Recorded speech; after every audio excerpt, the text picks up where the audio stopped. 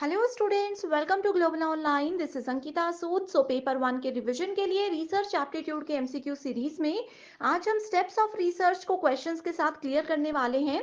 इस वीडियो से आपके सारे कॉन्सेप्ट्स तो क्लियर होंगे ही, साथ ही आपको ये भी पता चल जाएगा कि इस टॉपिक में से कैसे क्वेश्चंस एग्जामिनेशन में पूछे जा सकते हैं।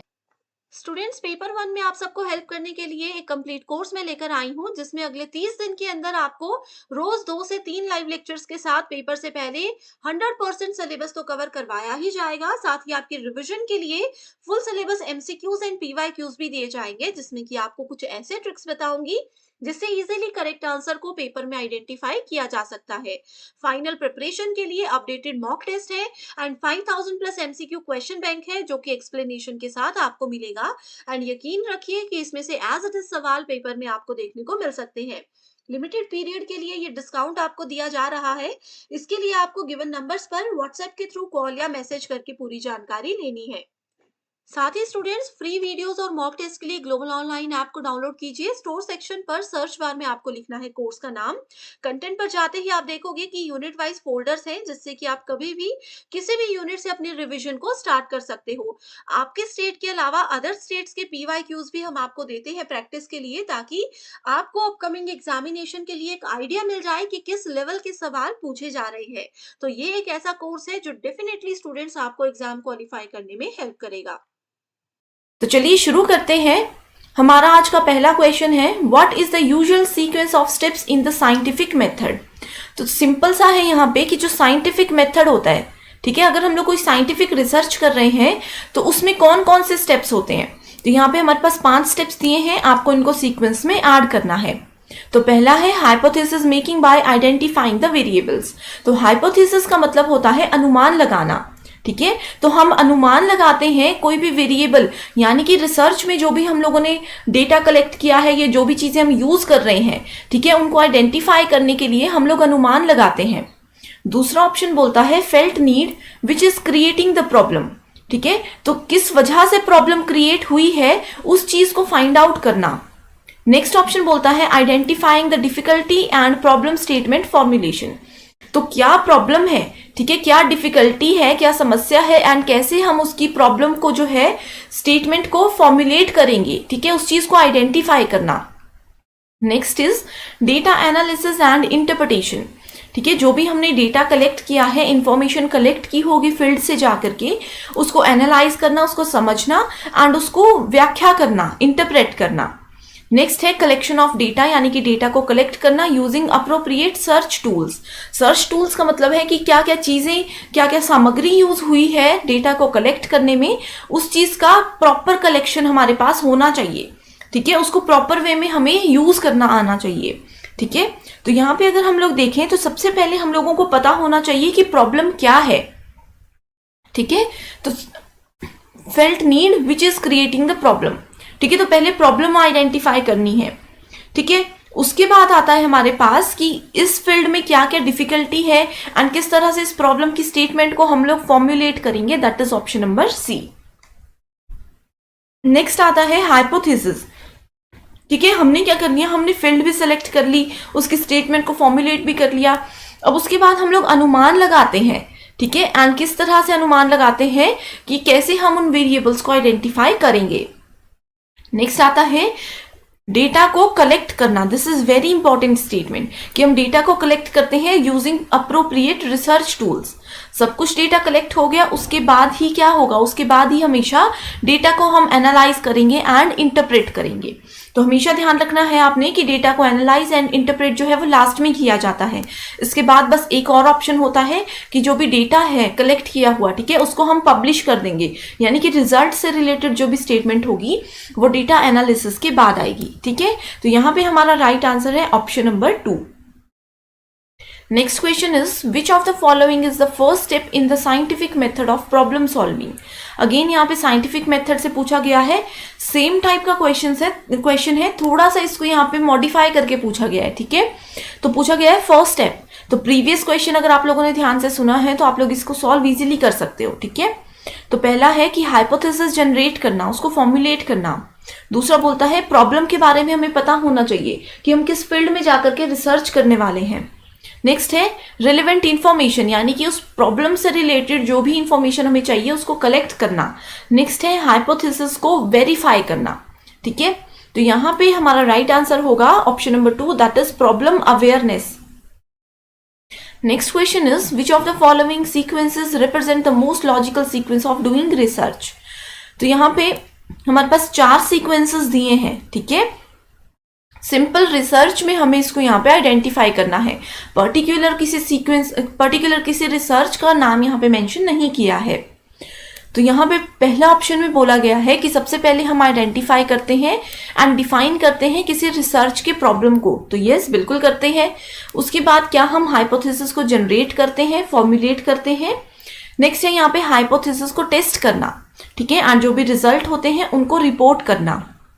ठीक है, तो मैक्सिमम स्टूडेंट्स तो यहाँ पे पहला ऑप्शन देख के इसको करेक्ट कर देंगे कि जो भी सीक्वेंस में आपने बताया यहाँ पे वही है। ठीक है, सेकेंड ऑप्शन बोलता है अगेन सीक्वेंस, यहाँ पे हमने रिसर्च प्रॉब्लम को आइडेंटिफाई किया। ठीक है, उसके बाद हमने डिफाइन किया पॉपुलेशन एंड सैंपल को, यानी कि फील्ड में जाके हमने सैंपल्स कलेक्ट किए। ठीक है, उसके बाद हमने डेटा को कलेक्ट किया एंड उस डेटा को एनालाइज किया।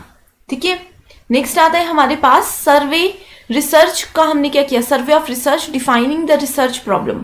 तो यहाँ पे भी सबसे पहले रिसर्च प्रॉब्लम को डिफाइन किया गया है। ठीक है, उसके बाद डेटा को कलेक्ट करेंगे, उसको प्रेजेंट करेंगे। किसको प्रेजेंट करेंगे, उसके आउटपुट को, जो उसका रिजल्ट है। ठीक है, तो यहाँ पे आउटकम्स लिखा हुआ है। ठीक है, एंड इस ऑप्शन में सिंपल रिजल्ट लिखा है, तो आप लोगों ने कंफ्यूज नहीं होना है, ये एक ही चीज है। Next option is defining research variables. तो सबसे पहले ये बोलते हैं कि वेरिएबल्स आपको डिफाइन करने हैं, उसके बाद अनुमान लगाना है, उसके बाद रिसर्च को जो है वो टेस्ट करना है। ठीक है, एंड उसके बाद उसके जो आउटकम्स हैं उसकी हमें रिपोर्ट जनरेट करनी है। तो बहुत ही सिंपल क्वेश्चन है। ठीक है, डायरेक्ट क्वेश्चन है, क्वेश्चन नंबर 1 पे ही बेस्ड है ये कहीं ना कहीं, लेकिन इसमें ऑप्शंस ऐसे दिए गए हैं कि स्टूडेंट्स कंफ्यूज हो सकते हैं। ठीक है, तो आपने सिंपल लैंग्वेज में इसको फॉलो करना है कि सबसे पहले हम क्या करते हैं, आइडेंटिफाई करते हैं प्रॉब्लम को, उसके बाद हम हाइपोथेसिस जनरेट करते हैं। ठीक है, उसके बाद हम हाइपोथेसिस को टेस्ट करते हैं। यहाँ पे बोला गया था कि हाइपोथेसिस जनरेट करने के बाद डायरेक्ट हम क्या करते हैं, रिसर्च की टेस्टिंग करते हैं। ठीक है, लेकिन हम क्या करते हैं, हाइपोथेसिस की टेस्टिंग करते हैं एंड देन रिजल्ट को रिपोर्ट करते हैं। नेक्स्ट क्वेश्चन इज, ठीक है, यहाँ पे हमें क्या करना है, स्टेप्स को अरेंज करना है। तो again identification of research problem. ठीक है, उसके बाद रिसर्च का ऑब्जेक्टिव। तो आपको पहले ऑब्जेक्टिव पता होना चाहिए अपने रिसर्च का, या फिर आपको प्रॉब्लम पता होनी चाहिए। तो ये ऑप्शन अभी तक हमने किसी भी क्वेश्चन में डिस्कस नहीं किया है, तो स्टूडेंट्स कंफ्यूज हो सकते हैं। ठीक है, तो तीसरा ऑप्शन है डेटा को कलेक्ट करना। फोर्थ है मैथडोलॉजी, यानी कि कौन सा मेथड हम रिसर्च में यूज कर रहे हैं।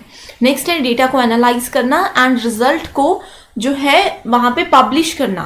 ठीक है, एंड उसके बारे में डिस्कशन करना। तो यहाँ पे मैं आप लोगों को बता दूं कि पहले जो है हम मेथड्स यूज करते हैं। ठीक है, अगर हम लोग इन दोनों ऑप्शंस को भी छोड़ देते हैं, ऑप्शन 3 एंड 4 में अगर हम देखें तो पहले हमें मेथड पता होना चाहिए कि किस तरह से हम डेटा को कलेक्ट करेंगे। फील्ड में जाएंगे या फिर इंटरनेट या गूगल की हेल्प से हम लोग मेथड जो है डेटा को कलेक्ट करेंगे। तो वो सब मेथड्स हमें पहले यूज करने हैं, उसके बाद ही हम डेटा कलेक्शन के लिए जो है रेडी होते हैं। तो ऑप्शन नंबर 4 पहले आएगा एंड देन ऑप्शन नंबर 3। तो यहाँ पे आप लोग देख सकते हो ये वाला ऑप्शन एलिमिनेट हो गया, ये वाला ऑप्शन भी एलिमिनेट हो गया। ठीक है, ऑप्शन नंबर 4 एंड 3। ठीक है, तो इसमें 5 एंड 6 जो है वो ऑलरेडी अरेंज्ड है, तो ये 4 ऑप्शंस जो है वो हमारे अरेंज हो चुके हैं। ठीक है, अब हमें देखना है सिर्फ ऑप्शन नंबर 1 एंड 2 कि पहले हमें रिसर्च प्रॉब्लम पता होनी चाहिए या फिर हमारे रिसर्च का क्या ऑब्जेक्टिव है, क्या उसका एम है, हमें ये पता होना चाहिए। तो ये भी हम डिस्कस कर चुके हैं कि पहले रिसर्च प्रॉब्लम पता होगी तभी हम क्या करेंगे, उसके बारे में रिसर्च करना शुरू करेंगे। So option number 2 is the right answer. Next question is the identification of research problem involves. ठीक है, तो कैसे हम किसी रिसर्च प्रॉब्लम को आइडेंटिफाई कर सकते हैं। पहला है सिलेक्शन ऑफ एकेडमिक एरिया, यानी कि किस फील्ड में हम लोग रिसर्च करना चाहते हैं। ठीक है, जैसे कि हम सोशल वर्क में करना चाहते हैं, हम कंप्यूटर साइंस में करना चाहते हैं, या फिर साइंस में किसी पर्टिकुलर केमिकल से रिलेटेड हम करना चाहते हैं। ठीक है, नेक्स्ट है demarcation of the study area. ठीक है, कि उसका सीमांकन करना है कि किस लेवल तक हम लोग जो है रिसर्च के लिए जाएंगे। क्योंकि कुछ टॉपिक्स ऐसे होते हैं कि आप जितना मर्जी उसके बारे में रिसर्च करते रहो वो एंड नहीं होंगे, आप लोग आगे बढ़ते जाओगे, ठीक है। तो इसीलिए उसका सीमांकन करना जो है वो बहुत ज़्यादा ज़रूरी है कि यस हम इसी लेवल तक जाना चाहते हैं, इसी लेवल पे हमें रिसर्च करनी है, इसके आगे की जो प्रॉब्लम्स है उसको मे बी अभी हम लोग सॉल्व नहीं करेंगे, ठीक है। नेक्स्ट है rejection of personal and collective choices, ठीक है। तो पर्सनल चॉइसेस एंड इकट्ठा किया हुआ जो डेटा है हमारा, कलेक्टिव चॉइसेस जो है उसको रिजेक्ट करना। नेक्स्ट है specific topic within the area. So इसका मतलब है कि जैसे मैंने सोशल वर्क की बात की, ठीक है, तो ये आ गया एकेडमिक एरिया, ठीक है। अब इसमें स्पेसिफिक एरिया कुछ भी हो सकता है, जैसे सोशल वर्क में आता है हमारे पास, मान लीजिए कि हम फूड एंड सेफ्टी से रिलेटेड टॉपिक पे रिसर्च करना चाहते हैं, ठीक है। हम लोग जो पुअर स्टूडेंट्स होते हैं उनको एजुकेट करने से रिलेटेड टॉपिक पे रिसर्च करना चाहते हैं, ठीक है, तो वो होता है एक स्पेसिफिक टॉपिक, ठीक है। नेक्स्ट है मैनेजमेंट ऑफ फाइनेंशियल सोर्सेज, कि कहाँ से हम फाइनेंशियल सोर्सेज यूज कर रहे हैं उसको मैनेज करना जो है वो बहुत ज़रूरी है, ठीक है। तो ये इंपॉर्टेंट कॉन्सेप्ट ज़रूर है, लेकिन ये कॉन्सेप्ट जो है वो रिसर्च प्रॉब्लम की आइडेंटिफिकेशन से रिलेटेड नहीं है, ठीक है। तो ऑप्शन नंबर ई को हम पहले ही एलिमिनेट कर देंगे, दैट इज ऑप्शन नंबर 4, ठीक है। तो अगर हम लोग बात करें तो पहला आता है हमारे पास ऑप्शन नंबर ए, यानी कि हमें एकेडमिक एरिया सेलेक्ट करना बहुत ज़रूरी है। तो एरिया अगर सेलेक्ट करते हैं तो उसके साथ स्पेसिफिक टॉपिक को भी हम सेलेक्ट करेंगे, that is A and D. तो आप लोग देख सकते हो कि ए एंड डी जो है वो ऑप्शन सिर्फ ऑप्शन नंबर 3 में है, ए एंड डी। तो इसके साथ आता है option number B, that is जो भी हमारा स्टडी का एरिया है उसका हम लोग सीमांकन करेंगे कि हम सिर्फ इसी लेवल तक जाने वाले हैं, इसके आगे की जो प्रॉब्लम होगी उसको हम लोग इस पर्टिकुलर टाइम पे सॉल्व नहीं करेंगे, ठीक है। तो ये जितने भी कॉन्सेप्ट्स हैं ये बहुत ज़्यादा इंपॉर्टेंट है। So I hope you understand the concept. So I students paper 2 के फाइनल रिवीजन के लिए एक स्टडी मटेरियल हम लेकर आए हैं, जिसमें आपको फुल सिलेबस पीडीएफ नोट्स के साथ हम most expected MCQs and PYQs भी प्रोवाइड करवाते हैं। जो भी सब्जेक्ट्स अवेलेबल है आप यहाँ पर देख सकते हो। ये स्टडी मटेरियल ना सिर्फ आपको आपका जेके सेट एग्जामिनेशन बल्कि इसके अलावा इंटरव्यू में भी बहुत ज्यादा हेल्प कर सकता है।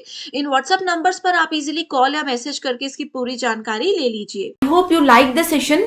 Thank you so much for watching this video.